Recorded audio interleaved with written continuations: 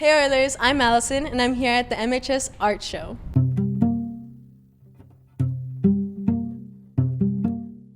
And we're showcasing all the amazing work by art students. We're here with Ms. Cartagena. She's going to tell us more about it. Hi, welcome. We have an upcoming show on the 21st. We really want to invite you all to come. In my class, in particular, we're showcasing our first 4 major projects. So our class consists of drawing and painting exercises that are tiny that we do a whole bunch of, and then we have 10 major projects. So at the end of all these little exercises, we do these major projects that combine the technical skills that they've been learning and these like larger concepts. So here you see the first one that you see is called a blackout zine, and this was pretty much our second project after they had learned how to do contour line drawing, outlines, and hatching and stippling. They worked with zines. Zines have a rich history in both art, music, and political communities. Essentially, it's an easy way to photocopy kind of political ideas or musical ideas and distribute them.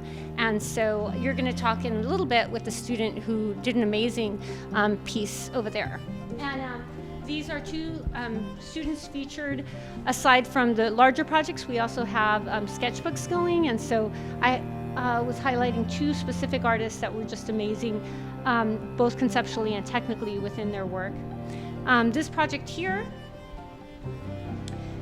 is called Fear and American Hysteria, and it's essentially, sometimes our deepest fears are rooted in political roots or founded in, psychology, some of our most primal needs. And so here students explored their deepest fears and made a little PowerPoint, also a little slideshow kind of talking about the history of that fear throughout culture and community. As you can see, there's some amazing pieces here, and it follows over on this wall up on top.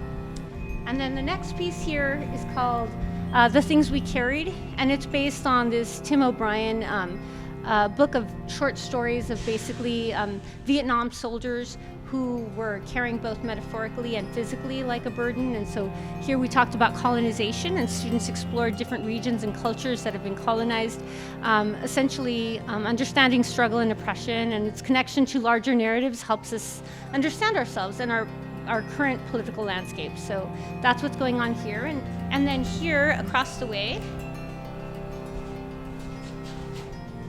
we have a piece called Double Exposure, and this was the very first piece they ever did.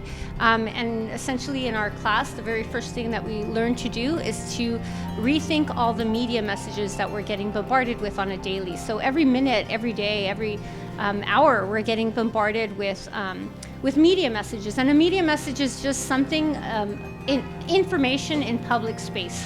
So the information in public space could be in the form of a history book. It could also be an Instagram. It could also be TikTok. So you're not just going to take in information and not think about it critically. So the idea is then to basically think of those messages and then really think about them critically, see who's constructing those messages, and then so basically what they did in this assignment is they juxtaposed a photo that they found in public space, a media message they find in public space, and they superimposed it with the photo that they took to then have a conversation about those media messages and how they were constructed. Hey Oilers, I'm Ms. Lerma, and I'm the Art Fundamentals 1 and 2 art teacher. Here's some of my students' work. We first start the semester off with contour drawing, right? Learning how to see almost like a scientist, making sure that we look at details.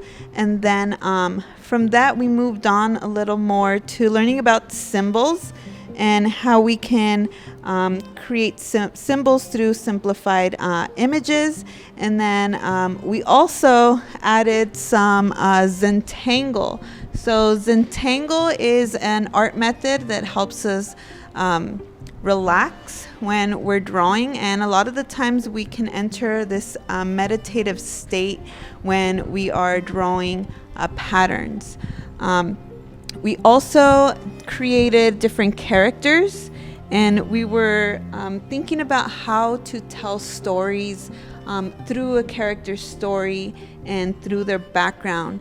And so how can we convey story through all these different things.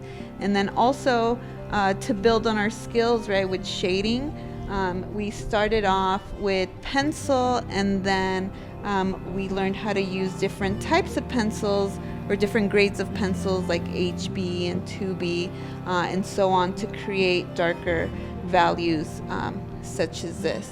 And there's also different types of shading, right, that can later take us to such as stippling, like this. So shading using only dots. This can also be very meditative for students. They find it to be very relaxing while they're drawing. Come check it out, Oilers. The next show is on March 21st from 5 to 7. Swing by with all your friends and family.